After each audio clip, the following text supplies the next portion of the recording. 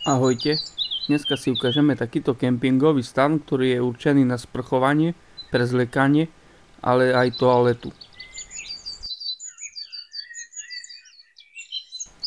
V púzdre okrem stanu sa nachádzajú 4 tenké kolíky a 4 šnúrky pre lepšie ukotvenie. Stan sa rozkladá veľmi rýchlo a veľmi ľahko. Stačí ho len vyťahnuť z púzdra a sám sa rozťahne. Následne ho treba roztvoriť a všetky 4 strany roztiahnuť a upevniť kolíkmi.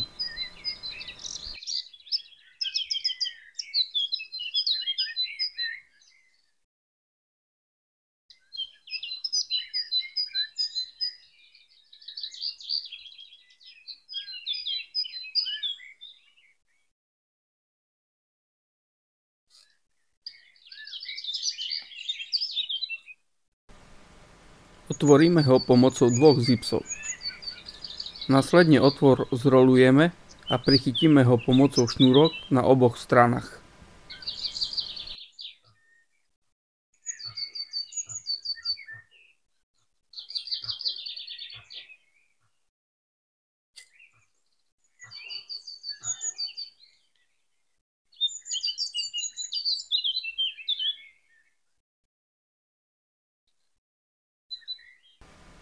Nakoľko prichytenie otvoru trvá dlhšie, odporúčam vám použiť takéto malé kempingové karabinky, ktoré vám zjednoduchšia a urýchlia prichytenie.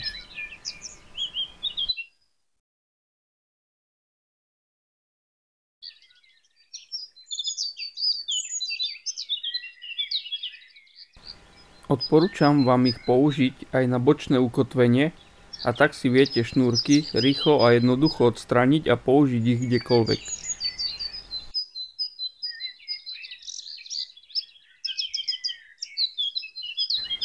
Keďže k stanu boli iba 4 tenké kolíky, odporúčam vám si zakúpiť sadu minimálne 8 silných kolíkov, s ktorými si poriadne ukotvíte stan aj v náročnejšom teréne.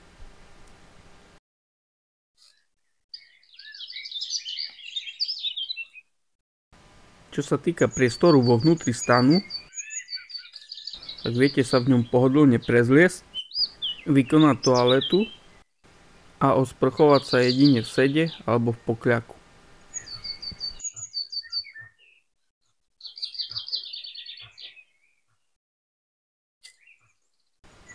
Vo vnútri sa nachádza malé vrecko, napríklad na hygienu. Ďalej je tam bočné okno, ktoré si viete otvoriť pomocou zipsu. A ešte ďalšie okno, strešné, ktoré si takisto viete otvoriť a zatvoriť pomocou zipsu.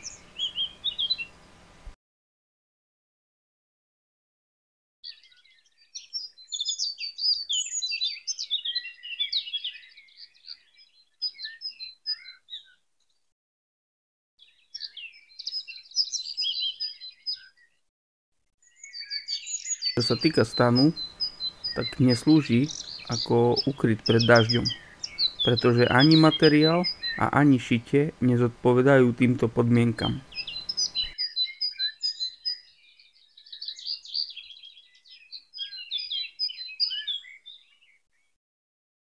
Na čo ale slúžiť môže a na čo ho ja hlavne využívam, je ukryt pred vetrom. V zimnom, jesennom, ale aj v jarnom období ma chráni pred nepríjemným studeným vetrom a vďaka väčšiemu vnútornému priestoru mám tiež všetko potrebné po ruke.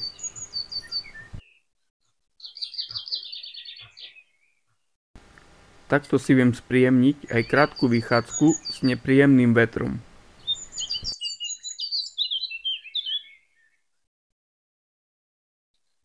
Čo sa týka zloženia stanu, je to tiež jednoduché a rýchle, no hlavne treba dodržiať správny postup.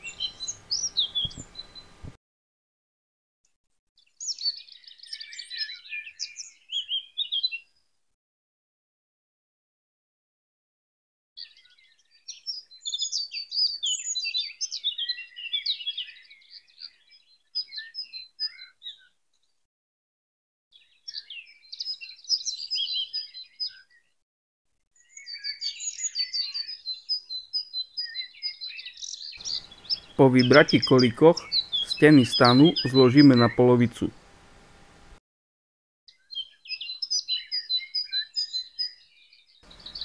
Následne ho otočíme tak, aby bočné okno bolo na zadnej strane.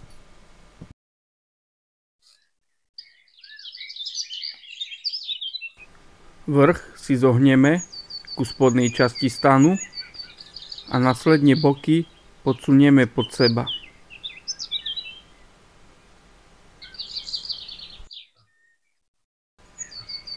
Ľavú stranu podkladáme pod pravú a pravú na ľavú. Takto si už ho vieme jednoducho zrolovať a uložiť do púzdra.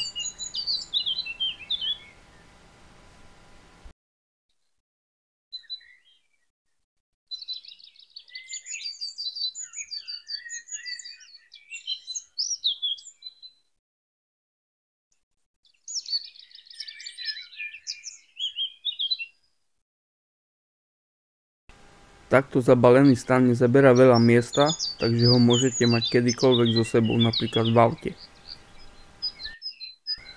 Tento kempingový stan odporúčam nielen pri použití sprchy a toalety, ale aj ako úkryt proti vetru pri krátkych vychádzkach v chladnom období.